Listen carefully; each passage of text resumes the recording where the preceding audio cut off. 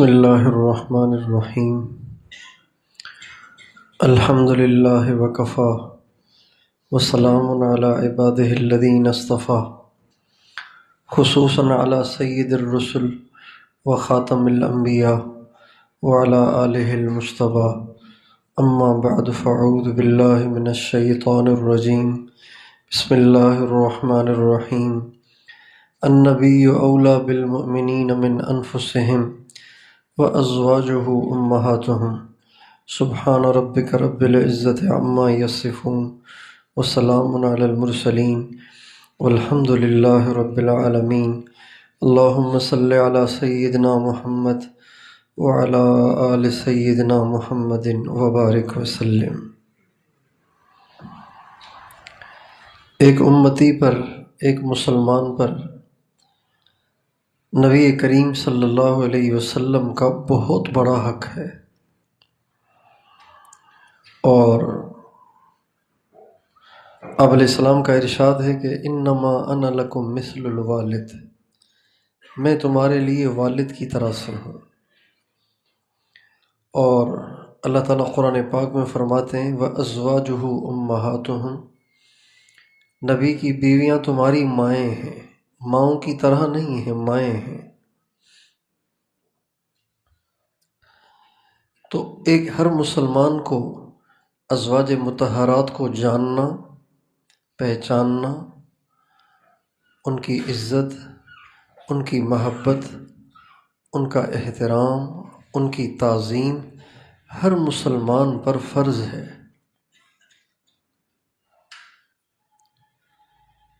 اللہ تعالیٰ کی طرف سے یہ فریضہ ہے ہر مسلمان کے اوپر۔ ہمیں یہ تو معلوم ہونا چاہیے کہ ہماری ماؤں کے نام کیا ہیں، ہماری ماؤں کی زندگی کیا ہے، وہ کیسی تھیں، ان کی صفات کیسی تھیں، ان کی عادات کیسی تھیں، تاکہ ہم بھی اپنی بچیوں کو، اپنی بیٹیوں کو، اپنی عورتوں کو ویسا بننے کی ترغیب دیں۔ اسی وجہ سے آپ علیہ السلام کا ارشاد ہے ادبوا اولادکم بثلاث، اپنی اولاد کو کی تربیت کرو تین چیزوں کے ذریعے، میری محبت کے ذریعے، تلاوت قرآن کے شوق کے ذریعے، اور میرے اہل بیت کی محبت کے ذریعے سے۔ جب ہماری بچیوں میں، بیٹیوں میں، ماؤں میں، بہنوں میں ازواج مطہرات کی محبت ہوگی تو وہ ویسی زندگی گزارنے کی کوشش کریں گی، اور اگر ان میں ازواج مطہرات کی اور بنات طاہرات کی محبت نہیں ہوگی تو وہ زمانے کو دیکھ کے چلیں گی، پھر ماڈرن بنیں گی، بے حیا بنیں گی، بے پرد بنیں گی۔ ہماری بیٹیاں اور ہماری بچیاں، بہنیں یہ بازاروں میں کیوں چلی گئیں؟ اس لیے کہ ان کی صحیح تربیت نہیں ہوئی اور ان کو ازواج مطہرات سے اور بنات طاہرات سے متاثر نہیں کیا گیا۔ اس لیے اہل بیت کے تذکرے عام ہونے چاہیے، عام ہونے چاہیے، ہر گھر میں ہونے چاہیے، ہر مسلمان کو اس کا علم ہونا چاہیے، ہر مرد اور عورت کو علم ہونا چاہیے۔ اہل بیت اعظام سے مراد ازواج مطہرات بھی ہیں، اور اہل بیت اعظام سے مراد ہمارے نبی کی اولاد بھی ہے۔ تو سب سے پہلی ہمارے نبی کی اہلیہ محترمہ جو ہم سب کی ماں ہے وہ حضرت خدیجۃ الکبریٰ ہیں، اور ان کا درجہ بہت اللہ کے ہاں اونچا ہے۔ آپ علیہ السلام نے فرمایا جنت کی تمام عورتوں کی سردار حضرت خدیجہ، حضرت فاطمہ، حضرت مریم اور حضرت آسیہ ہیں۔ یہ جنت کی تمام عورتوں کی سردار ہیں۔ ان کے بعد ہمارے نبی کا نکاح حضرت سودا سے ہوا، اور ان کے بعد ہمارے نبی کا نکاح حضرت اماں عائشہ سے ہوا۔ حضرت خدیجہ کی حیات میں ہمارے نبی نے کوئی نکاح نہیں کیا۔ ان کے دنیا سے چلے جانے کے بعد نکاح ضروری ہو گیا، اس لیے کہ پیچھے وہ بچے چھوڑ کے گئی تھیں، تو ان کو تو سنبھالنے کے لیے کسی گھر میں کسی عورت کا ہونا ضروری تھا۔ اس لیے حضرت خولہ بنت حکیم نے، جو حضرت عثمان بن مظعون کی اہلیہ تھیں، انہوں نے آپ علیہ السلام کو مشورہ دیا، اور ان کے مشورے سے ہی آپ صلی اللہ علیہ وسلم حضرت سودا اور حضرت اماں عائشہ سے نکاح کرنے پہ راضی ہوئے۔ اماں عائشہ سے نکاح ہوا۔ اللہ تعالیٰ نے اماں عائشہ پہ بہت سارے انعامات کیے، جن انعامات کی وجہ سے وہ باقی ازواج مطہرات سے ممتاز تھیں۔ حضرت خدیجہ کی تو بات الگ ہے۔ حضرت خدیجہ کے بعد جتنی ازواج مطہرات ہیں، ان سب میں سب سے زیادہ اللہ کے نبی کو پیاری، اللہ کے نبی کی لاڈلی اور اللہ کے نبی کی محبوبہ وہ حضرت اماں عائشہ ہیں۔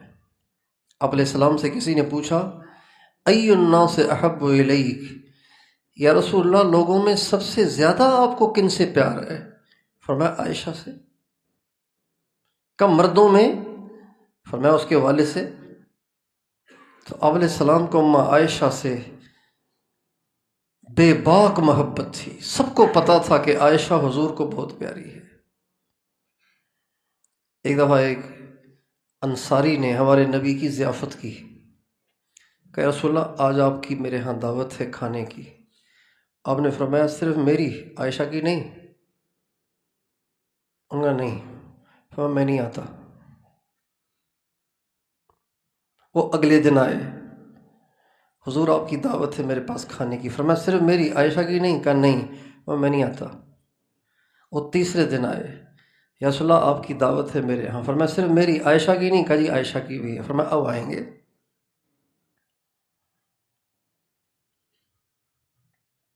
آپ علیہ السلام کو اماں عائشہ سے ٹکا کے محبت تھی۔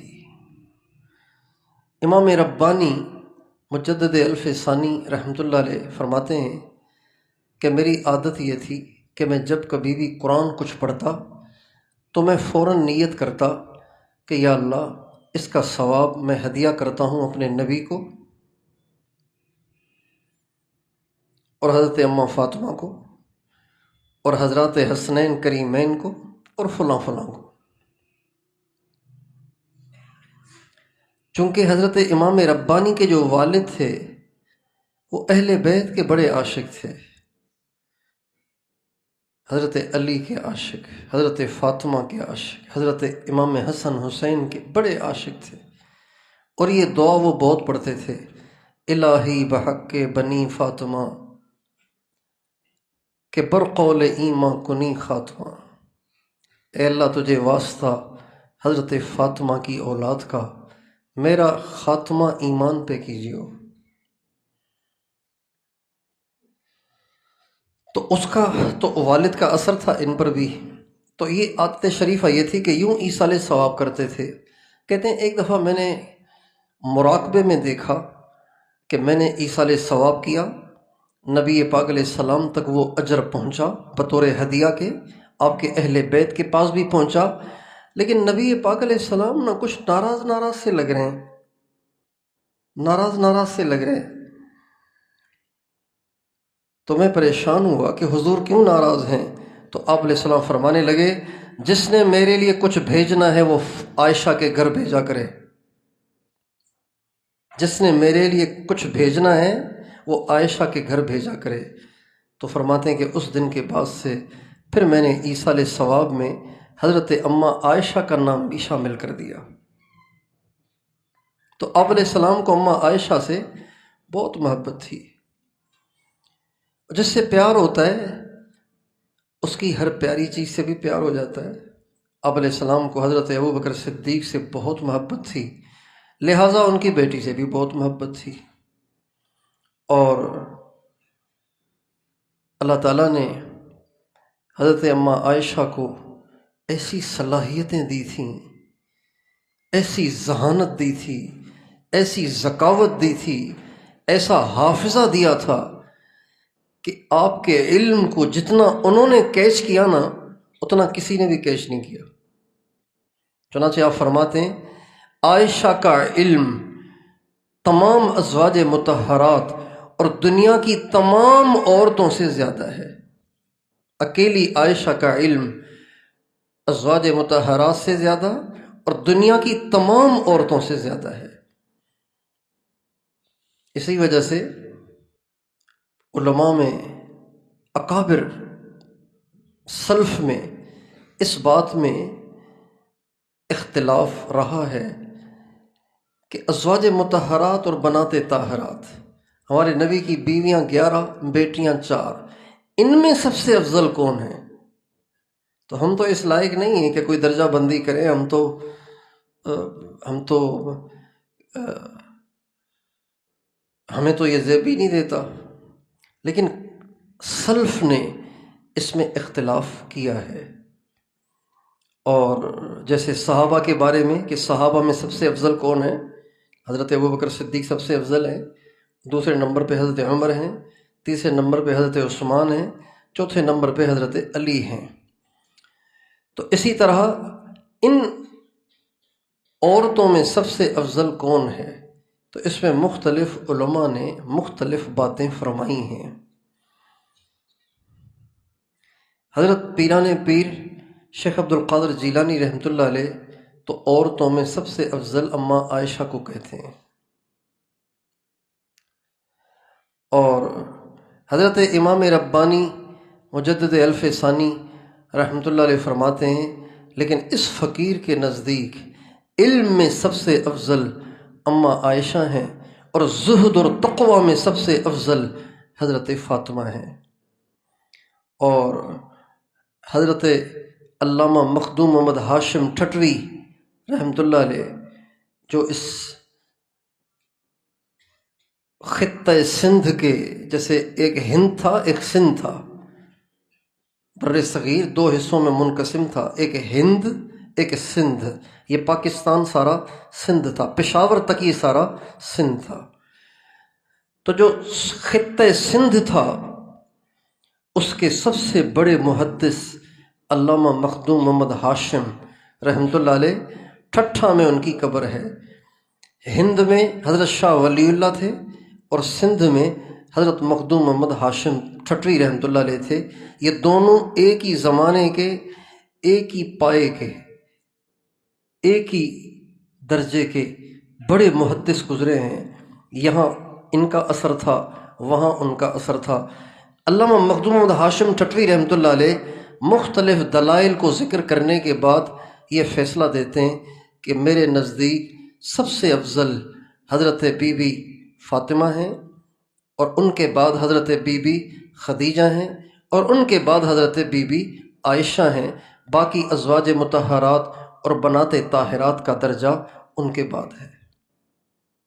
اور اس فقیر کا بھی رجحان انہی کی طرف ہے کہ علامہ مخدوم محمد ہاشم ٹھٹوی رحمۃ اللہ علیہ کا قول ذرا زیادہ دل کو لگتا ہے، دلائل کے حساب سے بھی اور ان کے حالات کو پڑھ کر بھی، کہ سب سے افضل حضرت اماں فاطمہ ہیں، پھر حضرت اماں خدیجہ ہیں، پھر حضرت اماں عائشہ ہیں۔ بہرحال ہمارے نبی کا نکاح ہوا حضرت اماں عائشہ سے۔ اماں عائشہ کو اللہ نے بڑے فضائل دیے جو کل ذکر کیے تھے۔ ایک فضیلت ان کی یہ بھی ہے کہ اماں عائشہ فرماتی، آپ علیہ السلام فرماتے ہیں کہ عائشہ کے ساتھ نکاح سے پہلے 3 دفعہ مسلسل مجھے حضرت جبریل نے آ کے حضرت عائشہ رضی اللہ تعالی عنہا کی صورت ایک ریشمی کپڑے میں دکھائی کہ یا رسول اللہ یہ آپ دیکھ رہے ہیں، ہاں یہ آپ کی بیوی بنے گی۔ 3 دفعہ حضرت جبریل نے آ کے دکھایا، اور آپ فرماتے ہیں 3 دفعہ مجھے رات میں خواب میں دکھایا جاتا، عائشہ کی شکل دکھائی جاتی، یہ آپ کی بیوی ہے۔ اور حضرت جبریل نے عرض کیا یا رسول اللہ یہ دنیا میں بھی آپ کی بیوی ہے، آخرت میں بھی آپ کی بیوی ہے۔ ایک دفعہ آپ علیہ السلام اماں عائشہ کے ساتھ بیٹھے تھے، حضرت جبریل علیہ السلام تشریف لائے، تو جبریل علیہ السلام نے کہا یا رسول اللہ عائشہ کو آپ میری طرف سے سلام عرض کریں۔ چنانچہ آپ علیہ السلام نے اماں عائشہ سے کہا، عائشہ یہ جبریل میرے پاس بیٹھے ہیں، یہ آپ کو سلام کہہ رہے ہیں۔ تو اماں عائشہ فرمانے لگیں وعلیہ السلام ورحمۃ اللہ۔ تو اماں عائشہ کو اللہ تعالیٰ نے بہت سے ایسے امتیازات دیے جن کی وجہ سے وہ باقی ازواج مطہرات سے ممتاز ہو گئی تھیں، لیکن سب سے بڑی چیز جو اللہ تعالیٰ نے ان کو دی، جس کی وجہ سے وہ بہت اوپر چلی گئیں، تمام ازواج مطہرات میں وہ ممتاز ہو گئیں، وہ یہ تھی کہ سن غالباً 5 ہجری میں نبی کریم صلی اللہ علیہ وسلم غزوہ بن المستلق تشریف لے گئے تھے۔ اماں عائشہ آپ کے ساتھ تھیں، حضرت ام سلمہ بھی آپ کے ساتھ تھیں۔ تو راستے میں آتے ہوئے ایک جگہ پڑاؤ ڈالا گیا، اور جب وہاں سے آگے چلنے لگے تو جاتے وقت اچانک اماں عائشہ نے دیکھا کہ میرے گلے میں جو ہار تھا وہ پتہ نہیں کہاں چلا گیا۔ اوہ، وہ تو گر گیا۔ اچھا، وہ ہار نگینوں کا، سونے کا نہیں تھا، نگینوں کا بنا ہوا تھا، موتیوں کا بنا ہوا تھا۔ تو اماں عائشہ پتلی سی تھیں، کمزور سی تھیں، ہلکی پھلکی تھیں، جلدی سے نکلی ہودج سے اور بھاگ کے گئیں جہاں قضائے حاجت کے لیے باہر گئی تھیں، دوبارہ وہاں سے ہار اٹھانے کے لیے۔ اب چونکہ وہ ہار ٹوٹ گیا تھا تو اس کے نگین اکٹھے کرنے میں تھوڑا سا ٹائم لگ گیا۔ جب واپس آئیں تو وہ لشکر، ہمارے نبی کا جو قافلہ تھا وہ جا چکا تھا، اور اس لیے جا چکا تھا کہ ہودج تو سواری پہ رکھا ہوا تھا، اور اٹھانے والے اس کو اٹھا کے سواری پہ رکھ لیا کرتے تھے۔ انہوں نے سمجھا کہ اماں عائشہ اندر بیٹھی ہیں، چونکہ تھیں ہلکی پھلکی، وزن ہی نہیں تھا، تو انہوں نے سمجھا کہ اماں عائشہ اندر ہیں، جبکہ وہ اندر تھیں نہیں، وہ تو چلی گئی تھیں اپنا ہار اٹھانے کے لیے۔ چنانچہ یہ قافلہ روانہ ہو گیا۔ اماں عائشہ رضی اللہ تعالی عنہا جب وہاں سے ہار اٹھا کے واپس آئیں تو دیکھا اوہو قافلہ تو چلا گیا، تو سمجھداری سے کام لیا کہ وہیں بیٹھ گئیں کہ آخر آگے کہیں جا کے جب دیکھیں گے میں نہیں ملوں گی تو پیچھے مجھے ڈھونڈنے آئیں گے، تو لہٰذا وہیں بیٹھ گئیں، اور کہتی ہیں بیٹھے بیٹھے آخر مجھ پہ نیند کا غلبہ ہوا، میں نے چادر اوڑھ لی اور میں وہیں لیٹ گئی۔ ایمان تھا، اللہ پہ یقین تھا، اس لیے کوئی ٹینشن نہیں تھی کہ آج کی عورت کی طرح چیخنا چلانا واویلا شروع کر دیتی۔ وہیں لیٹ گئیں اور نیند بھی آ گئی، سکون ایسا تھا کہ نیند بھی آ گئی۔ چنانچہ حضرت صفوان بن معطل ہمارے نبی کے صحابی ہیں، ان کے ذمے یہ تھا کہ وہ مسلمانوں کے لشکر کے پیچھے رہتے تھے، اور گری پڑی چیزیں کہیں راستے میں ملتی تو وہ اٹھا لیتے تھے، چونکہ اونٹ کا سفر، گدھوں کا سفر، تو بعض دفعہ کوئی چیز گر جاتی تھی تو ایک آدمی پیچھے رکھتے تھے ہمیشہ، جو گری پڑی چیزیں اٹھاتا ہوا آ کے قافلے سے مل جاتا تھا۔ جو حضرت صفوان بن معطل جو پیچھے سے آئے اور اماں عائشہ کو لیٹے ہوئے دیکھا، تو پردے سے پہلے دیکھ رکھا تھا اماں عائشہ کو، تو سمجھ گئے کہ یہ امی عائشہ ہی ہوں گی۔ چنانچہ وہاں پہنچتے ہی زور سے ان کی انا للہ نکل گئی، انا للہ و انا الیہ راجعون۔ اوہو، اماں عائشہ تو یہی رہ گئی، انا للہ انہوں نے پڑھی۔ ان کی انا للہ پہ اماں عائشہ کی آنکھ کھلی، فوراً اماں عائشہ نے اپنے چہرے پہ چادر ڈال دی۔ تو حضرت صفوان بن معطل نے اپنی اونٹنی جو ان کے ساتھ تھی اس کو لا کے اماں عائشہ کے قریب بٹھا دیا اور خود پیچھے چلے گئے۔ اماں عائشہ فرماتی ہیں سوائے انا للہ کے صفوان بن معطل کی زبان سے میں نے کوئی لفظ نہیں سنا۔ چنانچہ اماں عائشہ سواری پہ بیٹھ گئیں۔ جب بیٹھ گئیں تو اونٹ کی مہار کو پکڑ کر حضرت صفوان بن معطل چلنے لگے۔ قافلہ آگے ٹھہرا ہوا تھا۔ تو جب یہ داخل ہوئے نا مدینے میں اس قافلے سے ملنے کے لیے، تو یہ دوپہر کا وقت تھا۔ تو عبداللہ بن ابی جو منافقین کا سردار تھا، وہ اور چند منافق اور بیٹھے ہوئے تھے۔ انہوں نے جو یہ منظر دیکھا نا دور سے آتے ہوئے، عائشہ گم ہو گئی ہے، اب یہ آ رہی ہے، اچھا اونٹ کی نکیل صفوان کے ہاتھ میں، اچھا یہ ہے مسئلہ، بس یہ کہہ کے انہوں نے سارے مدینے میں ڈنڈورا پیٹنا شروع کر دیا کہ عائشہ کے صفوان کے ساتھ غلط تعلقات ہیں، اور اس بات کو اس بدبخت نے اتنا پھیلایا، اتنا پھیلایا، اتنا پھیلایا کہ مدینے کے اچھے اچھے مسلمان بھی اس کی باتوں میں آ گئے، متاثر ہو گئے۔ مستح بدری صحابی ہیں، متاثر ہو گئے۔ حضرت حسان بن ثابت ہمارے نبی کے شاعر متاثر ہو گئے۔ حمنہ بنت جہش ہمارے نبی کی صحابیہ متاثر ہو گئی اور باتوں میں آ گئے۔ اماں عائشہ رضی اللہ عنہ فرماتی ہیں جب اماں عائشہ یہاں سے واپس گئیں تو بیمار پڑ گئیں، پتہ نہیں تھا کہ کیا میرے بارے میں کوئی بات ہوئی ہے یا نہیں، بیمار پڑ گئیں۔ 1 مہینہ اپنے گھر میں بیمار پڑی رہیں، لیکن اس 1 مہینے میں عجیب بات یہ پیش آئی کہ نبی کریم صلی اللہ علیہ وسلم گھر میں تشریف لاتے اور کام کرنے والی سے پوچھتے عائشہ کا کیا حال ہے؟ کہتی طبیعت ٹھیک نہیں ہے، کبھی کہتی پہلے سے بہتر ہے، اور فرماتے اچھا یہ کہ کیا باہر چلے جاتے؟ اماں عائشہ کہتی ہیں بیماری تو بیماری، لیکن حضور کی اس بے التفاتی نے مجھے اور بیمار کر دیا۔ پوچھ ہی نہیں رہے، اوروں سے پوچھ کے واپس جا رہے ہیں، اوروں سے پوچھنے واپس جا رہے ہیں، میرے پاس آ کے بیٹھ ہی نہیں رہے، جبکہ پہلے تو بڑی چہیتی تھیں۔ تو اماں عائشہ کو اس کی وجہ سے اور بھی زیادہ تکلیف تھی۔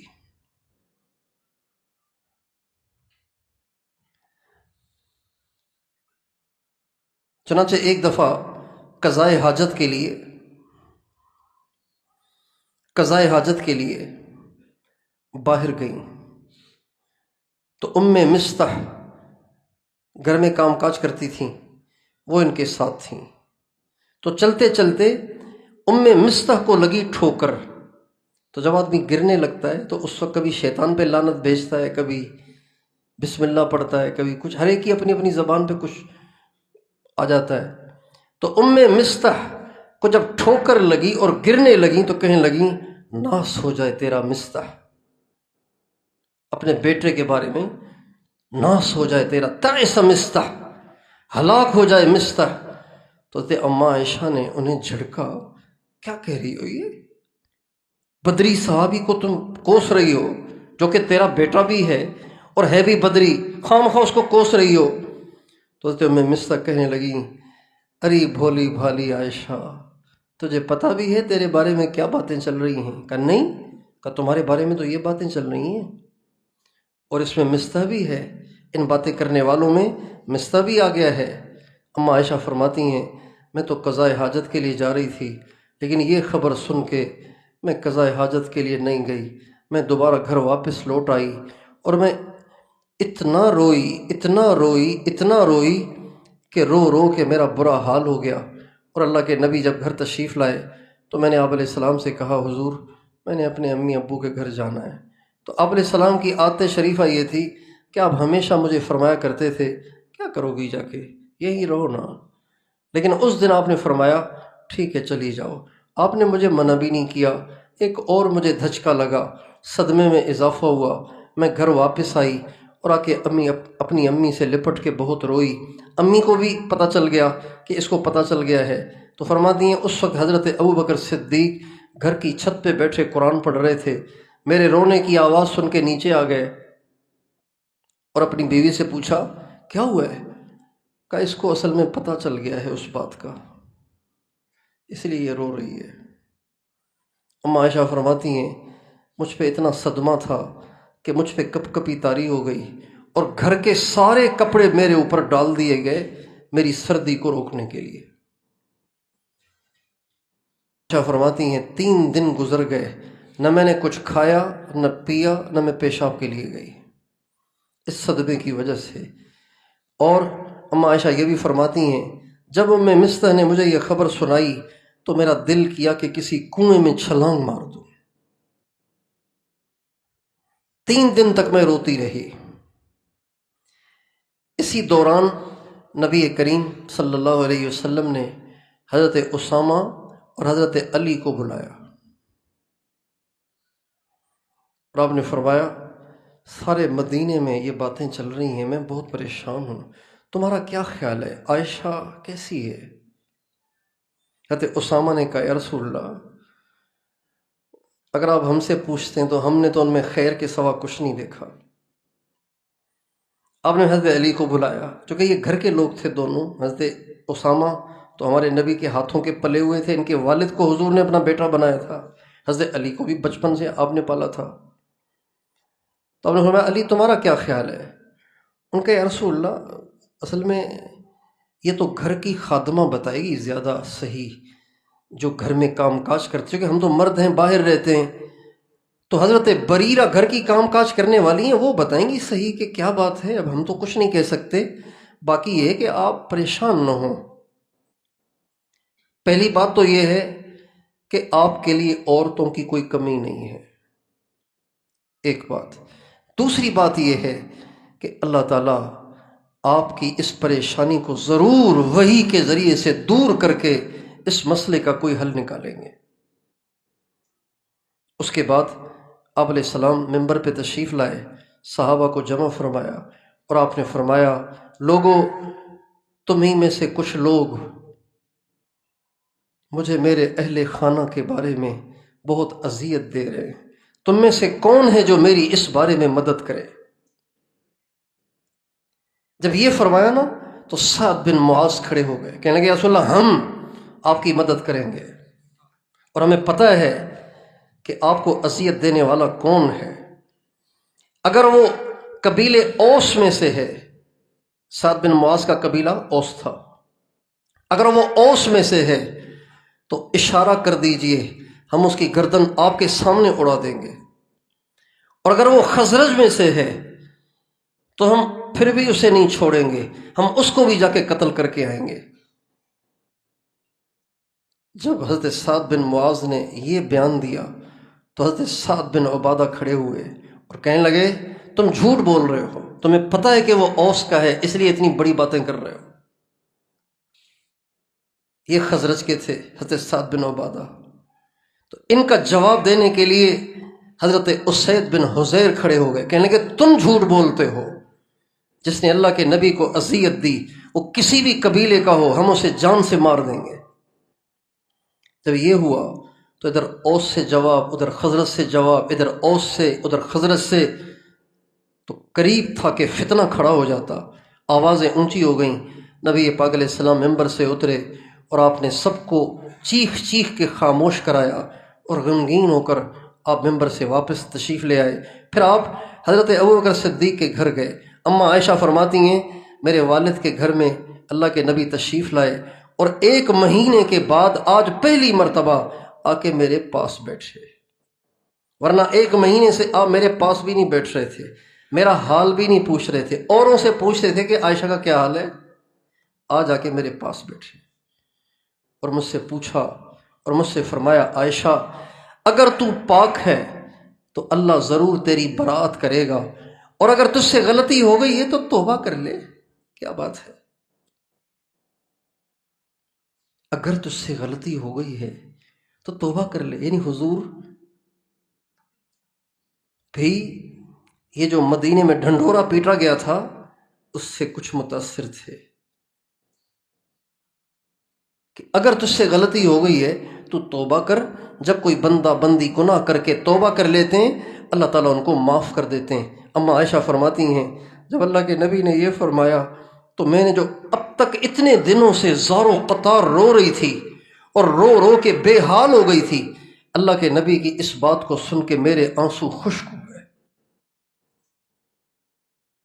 اور میں نے کہا حضور آپ کی باتوں سے بھی لگ رہا ہے کہ آپ کے دل میں بھی یہ بات آ گئی ہے۔ اب بات یہ ہے اگر میں کہوں کہ میں پاک ہوں، میں اس جرم سے بری ہوں، تو مجھے پتہ ہے آپ کو یقین نہیں آئے گا، اس لیے کہ اس بات نے آپ سب کے دلوں میں گھر کر لیا ہے، یہ بات آپ سب کے دلوں کے اندر اتر گئی ہے، اس لیے میری صفائی کا کوئی فائدہ نہیں ہوگا۔ اور اگر میں کہوں کہ نہیں میں توبہ کرتی ہوں تو میں کیسے کہوں جبکہ میں نے کیا ہی نہیں؟ پھر فرمانے لگیں اللہ کی قسم میں اس جرم سے توبہ نہیں کروں گی اس لیے کہ میں نے کیا ہی نہیں۔ پھر کہا یا رسول اللہ آج میں وہی کہتی ہوں جو یوسف کے ابا نے کہا تھا۔ اما عائشہ کہتی ہیں مجھے حضرت یعقوب کا نام ہی بھول گیا، حضرت یعقوب کا نام مجھے یاد ہی نہیں آیا۔ میں نے کہا یا رسول اللہ آج میں وہ کہتی ہوں جو یوسف کے ابا نے کہا تھا فصبر جمیل واللہ المستعان علی ما تصفون، بس میں آج صبر کروں گی اور اللہ سے میری شکایت ہے ان تمام باتوں کی جو آپ لوگ کہہ رہے ہیں، میں اللہ سے مدد چاہتی ہوں ان تمام باتوں کے بارے میں جو تم میرے بارے میں کر رہے ہو۔ اما عائشہ فرماتی ہیں جوں ہی میں نے یہ جملہ کہا تو اللہ کے نبی پہ وحی کے آثار شروع ہو گئے۔ آپ علیہ السلام پہ جب وحی آتی تھی تو آپ کی آنکھیں بند ہو جاتی تھیں اور شدید سردی میں آپ کے ماتھے سے موتیوں کی طرح سے پسینے کے قطرے ٹپکنا شروع ہو جاتے تھے۔ تو ماں عائشہ کہتی ہیں جو ہی میں نے یہ بات کہی تو آپ علیہ السلام پہ وحی کے آثار شروع ہو گئے۔ جو ہی آپ پہ وحی کے آثار شروع ہوئے تو آپ فرماتی ہیں کہ میں تو بہت خوش اور مطمئن تھی، لیکن میری امی اور ابو بہت پریشان تھے۔ وحی کے آثار دیکھ کر کبھی میرے والد ابو بکر حضور کے چہرے کو دیکھتے، کبھی میرے چہرے کو دیکھتے، حضور کے چہرے کو دیکھتے تو پیلے ہو جاتے، میرے چہرے کو مطمئن دیکھتے تو کچھ ان کو امید ہو جاتی۔ یہی حالت میری والدہ کی بھی تھی۔ فرماتی ہیں میرے والد اور میرے والدہ کا چہرہ ایسا ہو گیا تھا جیسے خشک پیلا پتا ہوتا ہے، درخت کا خشک پیلا پتا ہوتا ہے، ایسا چہرہ ہو گیا کہ کہیں وحی کے ذریعے سے وہ بات نہ کہہ دی جائے جو مدینے میں چل رہی ہے، صرف اس وجہ سے۔ چنانچہ اسی کشمکش میں کافی دیر گزر گئی، میرے ابا بھی کانپ رہے تھے، میری امی بھی کانپ رہی تھیں کہ اچانک اللہ کے نبی سے وحی کے آثار دور ہوئے اور آپ علیہ السلام نے آنکھیں کھولیں، آپ کے چہرے پہ مسکراہٹ تھی اور آپ اما عائشہ سے فرمانے لگے عائشہ تجھے مبارک ہو، اللہ تعالیٰ نے تیری برات کو نازل کر دیا ہے۔ اما عائشہ فرماتی ہیں جب اللہ کے نبی نے یہ فرمایا تو مجھے میرے والد اور میری والدہ نے کہا عائشہ اٹھ اور آگے بڑھ کے اللہ کے نبی کا شکریہ ادا کر۔ اما عائشہ فرمانے لگیں انا واللہ لا اشکر الا ربی، ابو میں آج اللہ کے نبی کا شکریہ نہیں، میں صرف اللہ کا شکریہ ادا کروں گی جس نے میری صفائی پیش کی ہے۔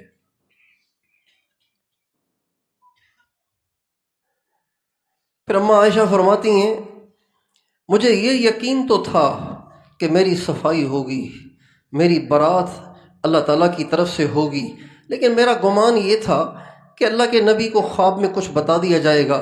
یہ میرے وہم و گمان میں بھی نہیں تھا کہ میری برات میں وہ قرآن اترے گا جس کو نمازوں میں اور مسجدوں میں قیامت تک پڑھا جائے گا، یہ مجھے گمان نہیں تھا۔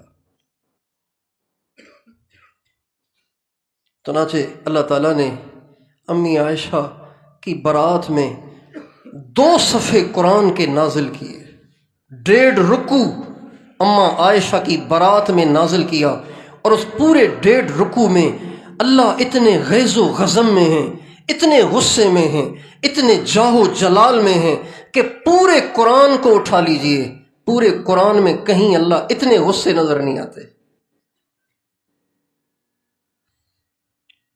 اتنے اللہ غصے میں ہیں۔ لولا لولا لولا، یہ لولا کا تذکرہ کئی دفعہ اللہ نے کیا ہے۔ یہ لولا کا تذکرہ، یہ لولا کا لفظ ڈانٹ کے لیے ہوتا ہے، کیوں تم نے ایسے نہیں کیا، کیوں تم نے ایسے نہیں کیا، کیوں تم نے ایسے نہیں کیا۔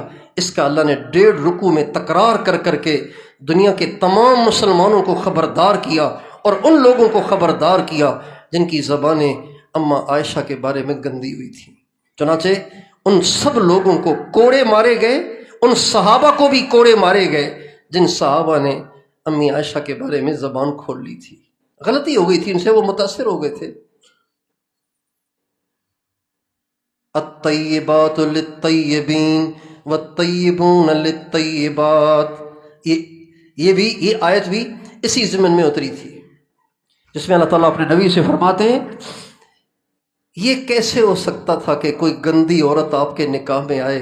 ہم نے تو طے کر رکھا ہے اچھے لوگوں کو اچھی بیویاں ملیں گی، برے لوگوں کو بری بیویاں ملیں گی، آپ اتنے پاکیزہ تو آپ کی بیوی بھی تو پاکیزہ ہی ہوگی۔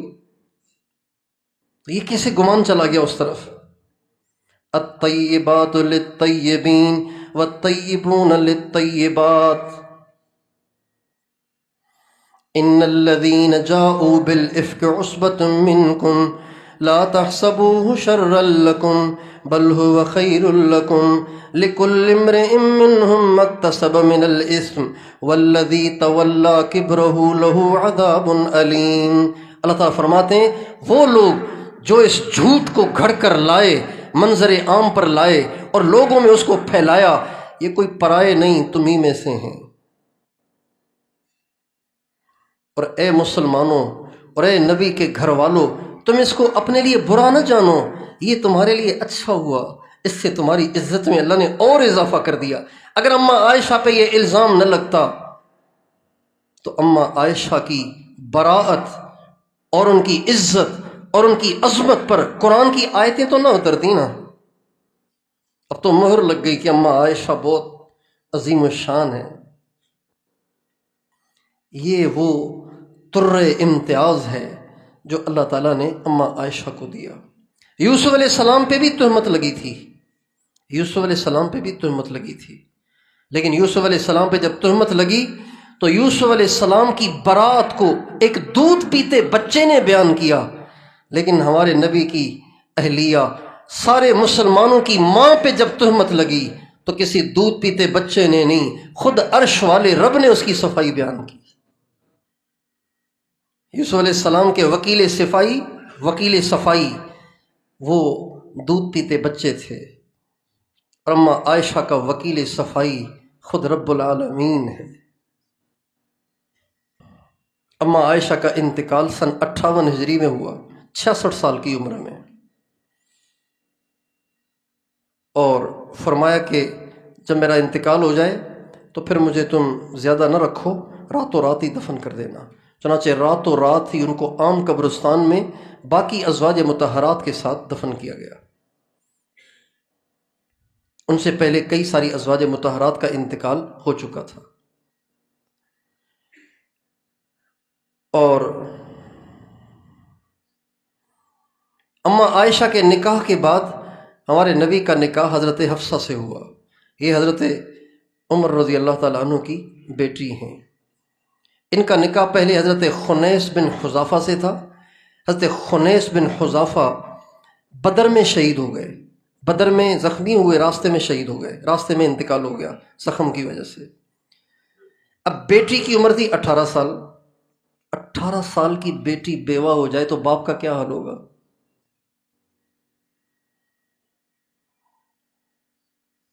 حضرت عمر بہت پریشان تھے، چنانچہ اس پریشانی کے عالم میں ابھی عدت کے اور دوسرے احکام آئے نہیں تھے، اسی پریشانی کے اچھا، اور ساتھ ہی حضرت رقیہ کا انتقال ہوا، ہمارے نبی کی بیٹی حضرت رقیہ، حضرت عثمان کی اہلیہ۔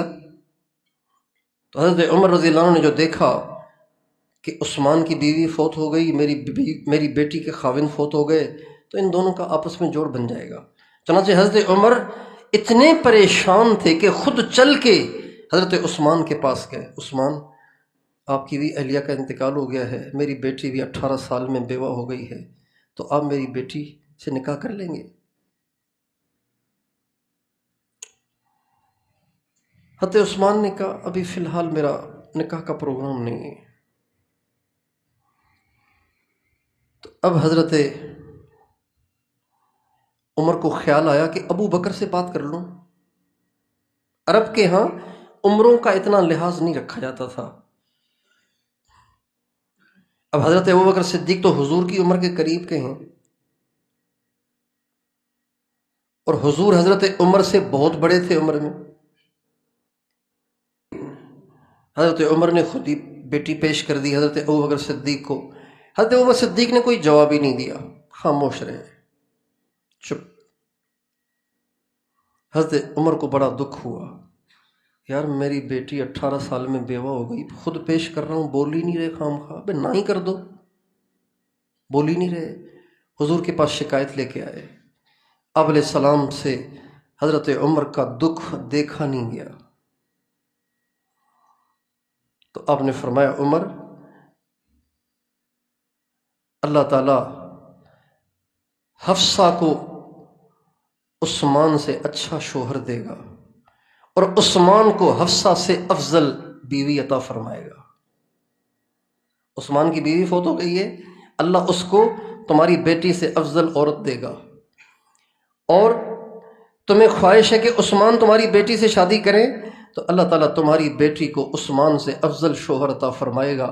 چنانچہ اللہ کے نبی کا نکاح ہو گیا حضرت عمر کی بیٹی حضرت حفصہ سے، اور حضرت عثمان کا نکاح ہو گیا ہمارے نبی کی دوسری بیٹی حضرت ام کلثوم سے۔ حفصہ رضی اللہ تعالیٰ عنہ ہمارے نبی کے بہت قریب تھیں، چونکہ پیارے کی بیٹی تھیں تو ہمارے نبی کے قریب تھی، جیسے حضرت اماں عائشہ کافی قریب تھیں تو یہ بھی کافی ہمارے نبی کے قریب تھیں، اور بڑی عبادت گزار تھیں، بڑی سخی تھیں، عبادت گزار تھیں، اعمال والی تھیں۔ حضرت اماں حفصہ رضی اللہ عنہا کے بعد ہمارے نبی کا نکاح حضرت زینب بنت خزیمہ سے ہوا، اور وہ بھی یوں ہوا کہ ہمارے نبی کے تایا زاد بھائی تھے عبیدہ بن حارث، حضور کو ان سے بہت محبت تھی، یہ غزوہ بدر میں شہید ہو گئے، اور شہید یوں ہوئے کہ غزوہ بدر میں جب کفار اور مسلمانوں کا آمنا سامنا ہوا، کفار اور مسلمانوں کا آمنا سامنا ہوا تو کفار نے کہا حل من مبارز یبارزنی، کوئی ہے تم میں سے ہم سے مقابلہ کرنے والا، ہماری ٹکر کا کوئی آدمی آئے؟ تو کچھ انصار صحابہ نکلے میدان میں، ان کا ہم کسانوں سے نہیں لڑتے، چلو یہاں سے ہمارے جیسے قریشی سردار بھیجو۔ ان کی طرف سے جو اترا تھا ایک عتبہ اور ایک شیبہ اور ایک اس کا عتبہ کا بیٹا ولید، یہ تینوں سردار آدمی قریش کے مضبوط پہلوان قسم کے لوگ، یہ تینوں میدان میں اترے۔ جب ان کے مقابلے میں انصار جانے لگے تو انہوں نے انصار کو واپس بھیج دیا کہ نہیں نہیں ہم کسانوں سے نہیں لڑتے، اس انصار کو ذرا ہلکا سمجھتے تھے، قریش عرب کے بڑے مانے ہوئے سردار تھے۔ تو آپ علیہ السلام نے فرمایا چلو حمزہ آپ ان کے مقابلے کے لیے نکلیں، چلیں علی آپ ان کے مقابلے کے لیے نکلیں، چلیں عبیدہ بن حارث آپ ان کے مقابلے کے لیے نکلیں۔ چنانچہ حضرت حمزہ کا مقابلہ عتبہ سے ہوا، اور حضرت عبیدہ بن حارث کا مقابلہ شیبہ سے ہوا، اور حضرت علی کا مقابلہ ولید سے ہوا۔ حضرت علی عمر کے چھوٹے تھے، ولید بھی عمر کا چھوٹا تھا، دونوں نوجوان تھے، وہ بڑی عمر کے تھے سارے چاروں۔ حضرت حمزہ نے تو رکھ کے ایک ہی لگائی، عتبہ کو دو ٹکڑے کر کے پھینک دیا اس کو۔ شیبہ نے جو تلوار چلائی تو حضرت عبیدہ بن حارث نے اسے روکا، پھر حضرت عبیدہ بن حارث نے جو زور سے اسے تلوار ماری نا تو وہ ہٹ گیا، تو حضرت عبیدہ بن حارث کا اپنا وار ان کی اپنی پنڈلی پہ ہو گیا، جس سے ان کی پنڈلی کٹ گئی، گرے۔ جب گرے تو حضرت حمزہ اور حضرت علی نے شاہین کی طرح سے آگے بڑھ کر شیبہ کا بھی صفایا کر دیا، وہ بھی ڈھیر ہو گیا۔ اور اس کے بعد یہ دونوں حضرات حضرت عبیدہ بن حارث کو اٹھا کے ہمارے نبی کے پاس لائے، زخمی تھے، پنڈلی کٹ گئی تھی، خون مسلسل بہہ رہا تھا۔ جنگ بدر جب ختم ہو گئی تو یہ مسلمان ان کو لے کر چلے، راستے میں خون زیادہ نکلنے کی وجہ سے حضرت عبیدہ بن حارث کے گویا شہادت کا وقت قریب آ گیا، اور اس وقت ایسا تھا کہ نبی کریم صلی اللہ علیہ وسلم کی گود میں ان کا سر تھا، آپ علیہ السلام ان سے مٹی صاف کر رہے تھے، تو حضرت عبیدہ بن حارث آپ علیہ السلام سے کہنے لگے یا رسول اللہ اگر آج ابو طالب زندہ ہوتے تو جو شعر انہوں نے آپ کی حفاظت کے لیے انہوں نے کہا تھا نا وہ جان لیتے کہ یہ شعر اصل میں ان کو نہیں بلکہ آج مجھے زیادہ جچتا ہے۔ وَنُسْلِمُهُ حَتَّى نُسَرَّعَ حَوْلَهُ وَنَذْهَلَ عَنْ أَبْنَائِنَا وَالْحَلَائِلِ، اے نبی ہم آپ کو کبھی ان کفار کے حوالے نہیں کریں گے۔ اگر ان کفار کو آپ تک پہنچنا ہے تو سب سے پہلے ہمیں قتل کریں، ہمارے بچوں کو قتل کریں، ہماری عورتوں کو قتل کریں۔ جب ہم سب کے سب قتل ہو جائیں گے پھر اگر یہ تمہیں پکڑنا چاہیں تو پکڑ سکتے ہیں، اس سے پہلے ہم سب ان کے بیچ میں دیوار بن کے کھڑے ہوئے ہیں، یہ آپ تک نہیں پہنچ سکتے۔ یہ حضرت ابو طالب نے آپ علیہ السلام کے بارے میں کفار مکہ سے کہا تھا، وَنُسْلِمُهُ حَتَّى نُسَرَّعَ حَوْلَهُ وَنَذْهَلَ عَنْ أَبْنَائِنَا وَالْحَلَائِلِ۔ تو عبیدہ بن حارث کہنے لگے حضور یہ شعر ابو طالب سے زیادہ آج مجھ پہ فٹ آ رہا ہے۔ آپ نے فرمایا تم نے سچ کہا۔ پھر کہنے لگے الست شہیدن، حضور میں شہید ہوں کہ نہیں؟ چونکہ شہید اسے کہتے ہیں جو میدان میں مارا جائے، تو میں تو میدان میں مارا نہیں گیا، میں تو یہاں تک اٹھا کے لایا گیا ہوں، میدان میں تو بچ گیا تھا، اب میں جانے لگا ہوں، تو میں شہید ہوں کہ نہیں؟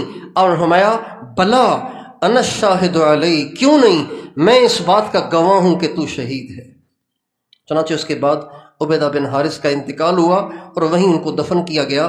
اب ان کی بیوی تھی حضرت زینب بنت خزیمہ، تو یہ بہت بڑا صدمہ تھا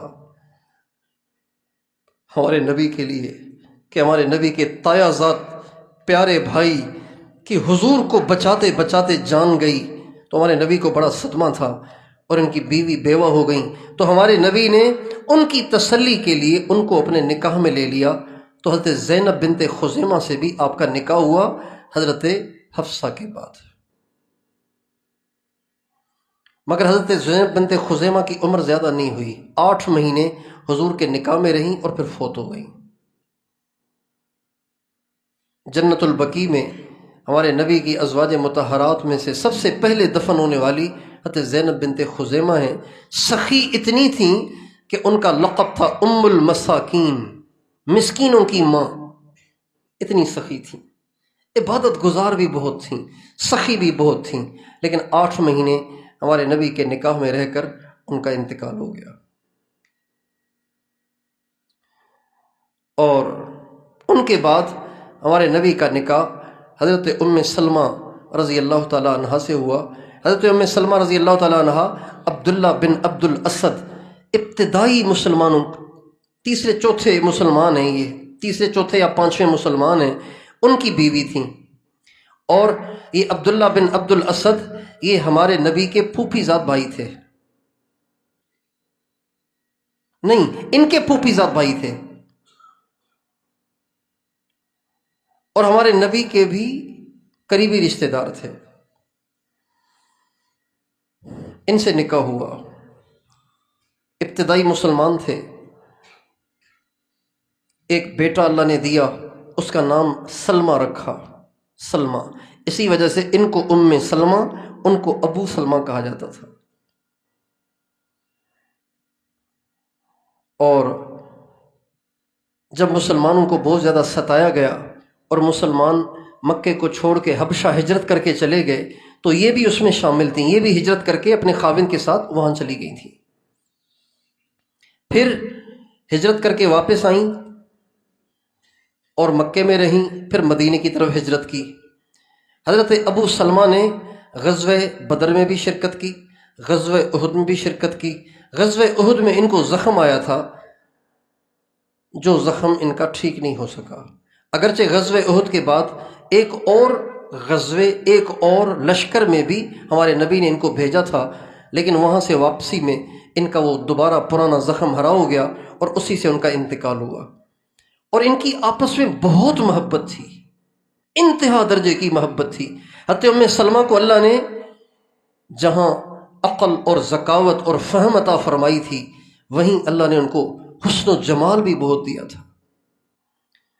چنانچہ جب حضرت ابو سلمہ کا انتقال ہونے لگا تو حضرت ابو سلمہ نے دعا کی اے اللہ میری ام سلمہ کو مجھ سے اچھا شوہر دینا،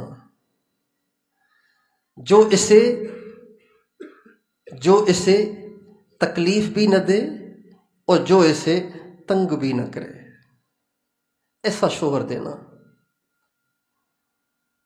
حضرت ام سلمہ رضی اللہ تعالیٰ عنہ فرماتی ہیں جب ابو سلمہ دنیا سے گئے تو میں بہت پریشان تھی، لیکن مجھے ابو سلمہ کی دعا یاد آتی تھی، بھلا ابو سلمہ سے بہتر کون ہو سکتا ہے، ابو سلمہ سے بہتر کون ہو سکتا ہے، ابو سلمہ جیسا تو کوئی ہو ہی نہیں سکتا۔ چنانچہ نبی پاک علیہ السلام نے صحابہ کے مشورے سے حضرت ام سلمہ کی تسلی کے لیے ان کو نکاح کا پیغام بھیجا اور حضرت ام سلمہ سے آپ کا نکاح ہو گیا۔ حضرت ام سلمہ رضی اللہ عنہ ان ازواج مطہرات میں سے ہیں جن سے ہمارے نبی کا علم بہت پھیلا ہے۔ ہمارے نبی سے جن ازواج مطہرات نے علم سیکھا، سب نے سیکھا، لیکن سب سے زیادہ جنہوں نے سیکھا اور آگے پھیلایا ان میں سر فہرست اماں عائشہ ہیں اور پھر حضرت ام سلمہ ہیں۔ حضرت ام سلمہ رضی اللہ تعالی عنہ وہ عظیم الشان محدثہ ہیں کہ بڑے بڑے صحابہ نے بھی ان سے احادیث نقل کی ہیں، یہاں تک کہ اماں عائشہ نے بھی ان سے احادیث نقل کی ہیں، یعنی اماں عائشہ کی بھی استانی ہیں۔ اللہ نے ان کو عجیب فراست دی تھی، عجیب سمجھداری دی تھی، عجیب دانش مندی دی تھی۔ صلح حدیبیہ کے موقع پہ جب مسلمان عمرے کے جذبے کے ساتھ مکے کی طرف جا رہے تھے اور حدیبیہ میں ان کو روک دیا گیا اور کفار کی طرف سے وفد آیا اور انہوں نے آ کے الٹی سیدھی شرطیں لگائیں اور ہمارے نبی ان کی تمام الٹی سیدھی شرطوں پہ ہاں میں ہاں ملاتے رہے، تو صحابہ بڑے پریشان ہوئے کہ حضور ہر بات میں ہاں کر رہے ہیں، یعنی انہی کی ساری باتیں مانتے چلے جا رہے ہیں۔ حضرت عمر نے آ کے آپ علیہ السلام سے کہا حضور ہم حق پہ نہیں ہیں کیا؟ ساری باتیں ان کی مانی جا رہی ہیں، ہم حق پہ نہیں ہیں کیا؟ آپ علیہ السلام نے فرمایا عمر خاموش ہو جاؤ۔ حضرت عمر کہتے ہیں مجھے ساری زندگی اپنے اس جملے کا افسوس رہے گا کہ میں نے صاحب وحی سے یہ کیا بات کر ڈالی۔ چنانچہ اس وقت تو دب کے ان کی تمام شرائط اور شروط کو مان لیا گیا، لیکن اب جو احرام باندھا ہوا ہے اس احرام کو کھولنا بڑا مسئلہ ہے۔ بھائی احرام باندھا ہے عمرے کے لیے، اب کرنا کیا ہے کہ احرام کھول دو، واپس چلو۔ مکے میں جنہوں نے زندگیاں گزاری اور ان کو نکال دیا گیا اور اب اتنے برسوں کے بعد عمرے کے لیے آنے کی سعادت مل رہی ہے، اب راستے سے کیسے واپس چلے جائیں؟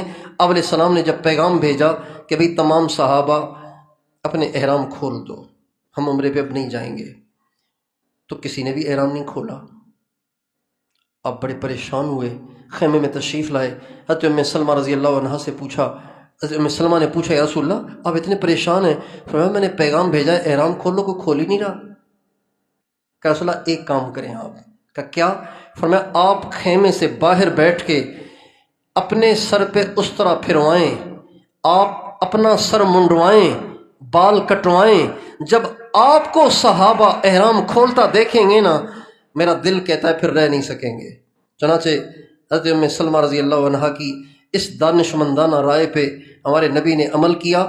جو ہی صحابہ نے آپ کو احرام کھولتے دیکھا تو صحابہ نے اتنی تیزی کے ساتھ احرام کھولے اور اپنے سروں پہ استرے چلائے کہ کتنوں کے سر زخمی ہو گئے جلدی کی وجہ سے۔ اسی طرح جب آپ اگلے سال عمرے کے لیے تشریف لائے اور عمرہ کر کے واپس جا رہے تھے تو آپ کے دو رشتہ دار، ایک پھوپھی زاد بھائی اور ایک چچا زاد بھائی، ایک کا نام ابو سفیان بن حارث، ایک کا نام عبداللہ بن امیہ، یہ دونوں آپ علیہ السلام کے سخت ترین دشمن تھے چچا زاد بھائی، تایا زاد بھائی اور پھوپھی زاد بھائی۔ یہ ہمارے نبی کے پاس تشریف لائے معافی کے لیے۔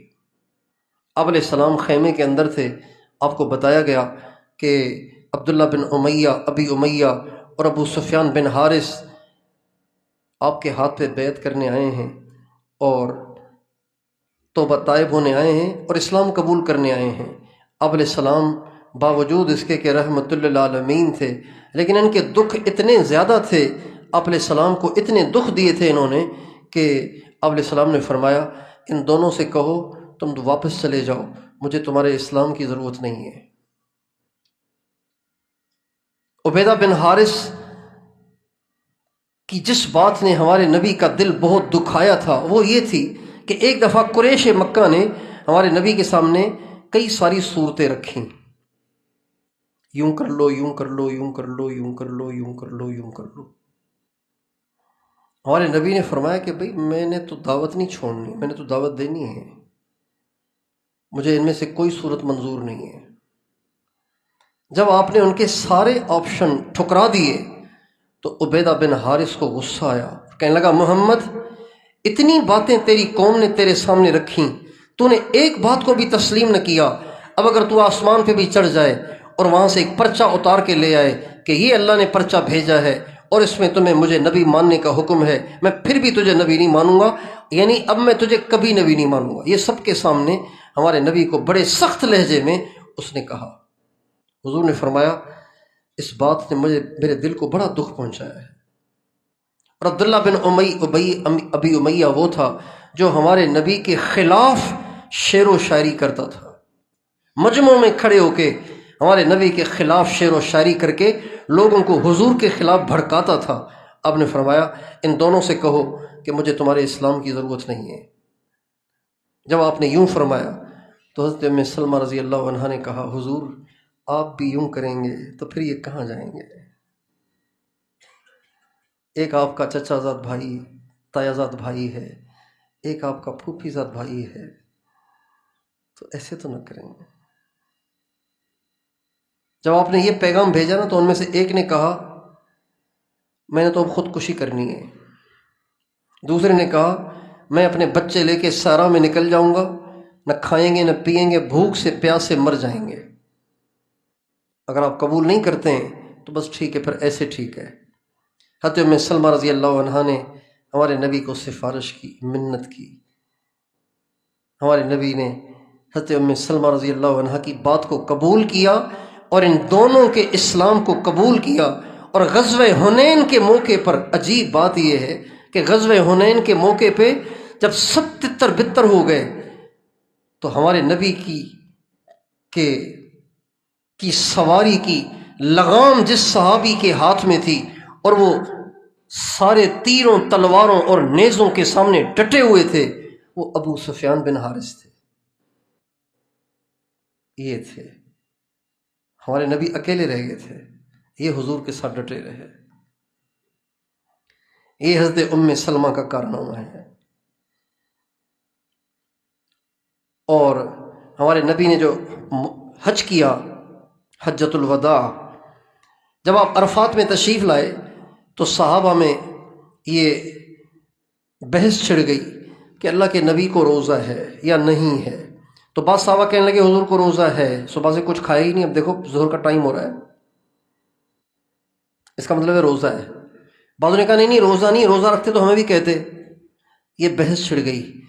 حضرت ام سلمہ رضی اللہ عنہا آپ کے ساتھ تھیں، ان کے سامنے یہ بحث آئی، ان کا ابھی پتہ چل جائے گا کہ حضور کو روزہ ہے کہ نہیں۔ انہوں نے ایک اونٹنی سے دودھ نکالا اور دودھ کا پیالہ بھرا اور اللہ کے نبی کی خدمت میں بھیجا اور صحابہ سے کہا حضور دودھ کا کبھی انکار نہیں کرتے، اگر دودھ روزہ ہوگا تو انکار کر دیں گے، روزہ نہیں ہوگا تو انکار نہیں کرتے، دودھ پی لیں گے۔ چنانچہ ہمارے نبی نے دودھ پیا، جس سے صحابہ پہ یہ بات کھلی کہ 9 ذی الحجہ کو آپ کا روزہ نہیں ہے۔ اور جیسے اماں عائشہ کے حجرے میں وحی اتر جاتی تھی، حضرت جبریل قرآن لے کے آ جاتے تھے، ایسے ہی حضرت ام سلمہ رضی اللہ تعالی عنہا کے گھر میں بھی وحی اتر جاتی تھی، حضرت جبریل آ جاتے تھے۔ اور اہل بیت کے بارے میں یہ جو حدیث ہے وَقَرْنَ فِي بُيُوتِكُنَّ وَلَا تَبَرَّجْنَ تَبَرُّجَ الْجَاهِلِيَّةِ الْأُولَى إِنَّمَا يُرِيدُ اللَّهُ لِيُذْهِبَ عَنْكُمُ الرِّجْسَ أَهْلَ الْبَيْتِ وَيُطَهِّرَكُمْ تَطْهِيرًا۔ یہ آیت حضرت ام سلمہ رضی اللہ عنہ کے گھر میں اتری ہے۔ اما حضرت ام سلمہ فرماتی ہیں کہ میں اللہ کے نبی میرے گھر میں تھے، جب یہ آیت اتری تو آپ نے حضرت علی کو بلایا، حضرت فاطمہ کو بلایا، امام حسن کو بلایا، امام حسین کو بلایا۔ آپ نے اس وقت کالے رنگ کی ایک چادر جس پہ نقوش بنے ہوئے تھے، اونٹ کی پالان کی شکل کے نقوش بنے ہوئے تھے کالی چادر پہ، وہ آپ نے اوڑھی ہوئی تھی، اور وہ بکری کے بالوں کی بنی ہوئی تھی، وہ چادر آپ نے اوڑھی ہوئی تھی۔ ان چاروں کو بلایا اور ان چاروں کو اپنی چادر میں لے لیا، یوں اور یوں لیا کہ حضرت علی کو دائیں بٹھایا، حضرت فاطمہ کو بائیں بٹھایا، امام حسن کو دائیں ران پہ بٹھایا، امام حسین کو بائیں ران پہ بٹھایا، اور پھر یہ آیت جو اتری تھی تو آپ علیہ السلام اس آیت کو پڑھنے لگے اور فرمانے لگے، اے اللہ، اے اللہ، آپ نے کہا نا کہ تو اہل بیت کو پاک کرنا چاہتا ہے، اللہم ہؤلاء اہل بیتی و خاصتی فاذہب عنہم الرجس وطہرہم تطہیرا۔ اے اللہ، آپ اہل بیت کو پاک کرنا چاہتے ہیں، یہ میرے اہل بیت ہیں جو میری چادر کے اندر ہیں، ان کو پاک کر اور ان کی نجاستوں کو دور کر۔ حضرت ام سلمہ رضی اللہ تعالیٰ عنہ فرماتی ہیں، یہ سارا منظر دیکھ کر میرے دل نے بھی کیا کہ میں بھی اس چادر میں چلی جاؤں۔ میں نے کہا حضور میں بھی آ جاؤں چادر کے اندر؟ آپ نے فرمایا انت علی خیر، ام سلمہ تو خیر پر ہے، ام سلمہ تو خیر پر ہے۔ اور ایک حدیث میں آتا ہے اس چادر کے اندر حضرت جبریل بھی آ گئے تھے، حضرت میکائیل بھی آ گئے تھے۔ اس روایت کی راویہ حضرت ام سلمہ ہیں، اور یہ آیت بھی حضرت ام سلمہ کے گھر میں اتری ہے۔ اور ہمارے نبی کی بیویوں میں سے سب سے آخر میں جن کا انتقال ہوا وہ حضرت ام سلمہ ہیں۔ اور اہل بیت کی جتنے فضائل حضرت ام سلمہ سے مروی ہیں اتنے کسی اور سے مروی نہیں ہیں، اور شاید اسی وجہ سے اللہ تعالیٰ نے ان کو عمر بھی اتنی دی کہ امام حسین کا واقعہ ان کی زندگی میں ہوا، اور یہ اس وقت ٹکا کے امام حسین کے فضائل بیان کرتی تھیں، اہل بیت کے فضائل بیان کرتی تھیں۔ حضرت ام سلمہ فرماتی ہیں کہ ایک دفعہ آپ علیہ السلام میرے گھر میں تشریف فرما تھے، تو آپ نے فرمایا ام سلمہ ابھی میرے پاس ایک فرشتہ آ رہا ہے، تو مجھ سے کوئی خاص بات کرنے آ رہا ہے، تو تم کسی کو اندر نہ آنے دینا، یکسوئی خراب ہوگی۔ حضرت ام سلمہ فرماتی ہیں میں حجرے کے دروازے پہ بیٹھ گئی، کسی کو اندر نہیں جانے دینا۔ تو کہتی ہیں اتنے میں حسین آ گئے چھوٹے سے، تو انہوں نے اندر جانے کی کوشش کی، نہیں میں نے نانا ابو کے پاس جانا ہے، میں نے نانا ابو کے پاس جانا ہے۔ حضرت ام سلمہ نے بڑا روکا، لیکن وہ بڑے تیز تھے، گھس گئے اندر۔ اب اندر جا کے پھر ان کو پکڑوں، پھر شور مچے تو اچھا نہیں ہوگا، اب گھس گئے، اب کیا کریں؟ چنانچہ یہ دروازے پہ بیٹھ گئیں۔ حضرت ام سلمہ فرماتی ہیں تھوڑی دیر کے بعد مجھے ہچکیوں کے ساتھ رونے کی آواز آئی، ہچکیوں کے ساتھ رونے کی آواز آئی، تو میں تو پریشان ہو گئی۔ اندر جو گئی تو دیکھا اللہ کے نبی کی گود میں حضرت حسین بیٹھے ہوئے ہیں، اور آپ علیہ السلام زار و قطار ہچکیوں کے ساتھ رو رہے ہیں۔ میں نے کہا حضور کیا ہوا؟ کہا ام سلمہ تمہیں پتہ ہے ابھی جبریل میرے پاس آئے تھے، ابھی ایک فرشتہ میرے پاس آیا تھا، اور وہ مجھے بتا کے گیا کہ آپ کی امت آپ کے اس بیٹے کو شہید کرے گی۔ پہلے فرشتے نے پوچھا حضور آپ کو اس بچے سے بہت محبت ہے؟ تو میں نے کہا بالکل محبت ہے، بہت محبت ہے۔ تو اس نے کہا یا رسول اللہ آپ کی امت آپ کے اس بیٹے کو شہید کر دے گی، اگر آپ کہیں تو جس سرزمین پہ انہیں شہید کیا جائے گا میں وہاں کی مٹی بھی لا کے دے دوں۔ اسی وقت فرشتے نے مٹھی بھر کے مجھے مٹی دکھائی، تو حضرت ام سلمہ فرماتی ہیں اللہ کے نبی کے ہاتھ میں وہ مٹی تھی، اور وہ سرخ رنگ کی مٹی تھی۔ یہ ہماری مائیں ہیں، یہ ہماری امیاں ہیں، ہمیں ان سے محبت کرنی ہے، ہمیں ان کے لیے ایصال ثواب کرنا ہے، ہمیں ان کا تعارف کرانا ہے، ہمیں ان کے چرچے کرنے ہیں، ہمیں ان کے تذکرے کرنے ہیں، اپنے گھروں میں ان تذکروں کو عام کرنا ہے، اہل بیت کے تذکروں کو زندہ کرنا ہے۔ اللہ تعالیٰ ہمیں اپنے نبی کے اہل بیت کی سچی محبت عطا فرمائے۔